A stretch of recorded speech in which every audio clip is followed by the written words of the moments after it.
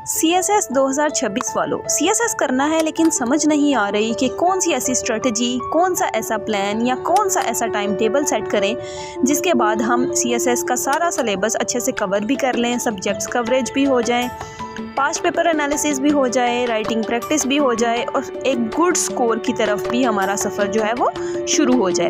तो आपके लिए एक बनाया गया मास्टर प्लान जो कि आपको सब्जेक्ट वाइज सेग्रीगेशन कर देगा। 6 मंथ्स के अंदर अंदर आपका सारा सिलेबस भी कवर हो जाएगा, आपकी रिवीजन्स भी हो जाएंगी और आपकी राइटिंग प्रैक्टिस भी इंश्योर कर दी जाएगी। इस प्लान को आप एनालाइज करें। आपके सामने रखा गया जुलाई का महीना, अगस्त का महीना, सितंबर का महीना और इन सब के साथ साथ आपको बताया गया है कि किस तरीके से आपने इनको कवर करना है। यहाँ आप देख सकते हैं कि सितंबर के महीने से लेके अक्टूबर, नवंबर एंड दिसंबर के महीने तक जाते जाते आपकी रिवीजन तक सारी चीज़ें चली जाएंगी। इसको अगर हम स्टेप बाय स्टेप देखना चाहें तो वो हम इस तरीके से देख सकते हैं। अब इसको मंथ वाइज देखने के लिए सबसे पहले हमारे पास जो जुलाई के 30 दिन बाकी हैं और अगस्त का महीना, सितंबर, अक्टूबर, नवंबर एंड दिसंबर, उसमें हमने किस तरीके से चीज़ों को कवर करना है। डेली बेसिस के ऊपर इंग्लिश तो आपने करनी ही करनी है, जिसमें हमारा न्यूज़पेपर आ जाएगा, वोकैबुलरी के वर्ड्स आ जाएंगे, पेयर ऑफ वर्ड्स, प्रेसी प्रैक्टिस। ये 2 घंटे या 3 घंटे इंग्लिश के लिए तो आपने सेपरेट करके रखने हैं बिल्कुल से। जिसका जो इंग्लिश का हमारा मास्टर प्लान है वो आप शॉर्ट्स में जाके उसको रिव्यू कर सकते हैं, जहाँ से आपको प्रॉपर जो डिवीजन है इंग्लिश के सिलेबस की वो आपको नज़र आएगी। अब जुलाई में सबसे पहले हमने एक कंपलसरी नंबर 1 रखा है जिसमें हमने GSA को रख दिया है। फॉर एग्जांपल आप अपने हिसाब से भी कोई सब्जेक्ट यहाँ पे चूज़ कर सकते हैं। GSA को रखने का मकसद ये है कि GSA, Pakistan affair, current affair और इस्लामियात जब हमारे हो जाएंगे, ये हमारे सितंबर मिड तक हो जाएंगे, तब हमारे पास इतना कंटेंट मौजूद होगा इन दोनों सब्जेक्ट्स को करने के बाद कि हम अपने एस्से की प्रैक्टिस में इसको अच्छे तरीके से पुट कर सकें। दैट्स वाई ये जो सब्जेक्ट्स हैं ये आपके पहले इसको सेट किया गया है। अब कंपलसरी 1 एंड ऑप्शनल 1 को करने के बाद आप अगस्त में जाएंगे तो आपके 2 ऑप्शनल एंड 2 कंपलसरीज हो जाएंगे। फिर आपके अगस्त के महीने के अंदर ही तीसरा कंपलसरी और तीसरा ऑप्शनल भी डन हो जाएगा। इसी तरीके से सितंबर में आप जाएंगे तो आपका चौथा ऑप्शनल एंड चौथा जो है वो डन हो जाएगा। फिर आप देखते हैं कि आपके पास सितंबर का महीना आया और आपके पास जो डेली टास्क थे वो भी आपके चल रहे हैं, आपकी रूटीन बन गई है।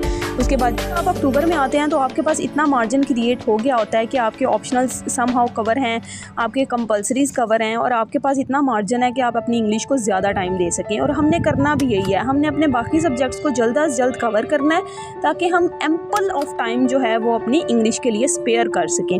अब इंग्लिश को करने का तरीकाकार जो है वो यही है कि आपने डेली बेसिस पे उसकी प्रेसी, कॉम्प्रीहेंशन और ट्रांसलेशन जो है ऑल्टरनेट डेज पे लेकर चलनी है। प्लस आपने 5 pair of words, idioms add कर सकते हैं या फिर आप अपनी वोकैबुलरी के words, it's up to you कि आपको कौन सी चीज़ किस तरीके से फिजिबल लग रही है, आप उसको उस तरीके से लेके चल सकते हैं। प्लस आपने रिवीजन्स करनी है।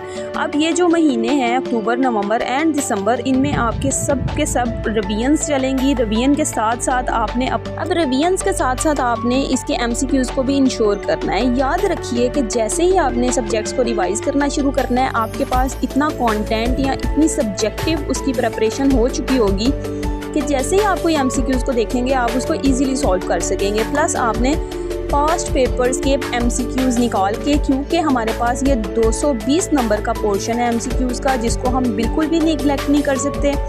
हमें इसमें अच्छा स्कोर करना है जिसके बाद हमारा ओवरऑल स्कोर जो है वो राइज हो जाएगा।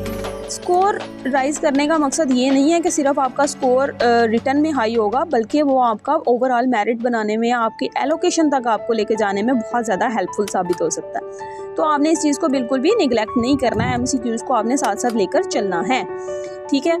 तो जैसे ही हमारी ये प्रेपरेशन यहाँ तक हो जाएगी कंप्लीट, MCQs के साथ रिवीजन्स भी हो जाएंगी, फिर हमारा जनवरी का मंथ आएगा और एग्ज़ाम तक, जब तक कि एग्ज़ाम की डेट नहीं आती, आपने रिटन प्रैक्टिस करनी है। पास्ट पेपर सॉल्व करेंगे आप उनकी इवैल्यूएशंस कराएंगे, आप एसेस लिखेंगे, आप प्रेसेस लिखेंगे।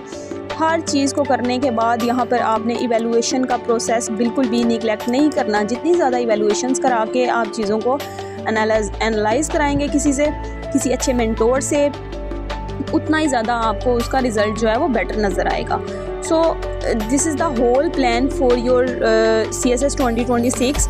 सो best of luck to all of you. Thank you so much. अगर वीडियो अच्छी लगी हो तो लाइक करें, सब्सक्राइब करें, शेयर करें। Thank you. अल्लाह।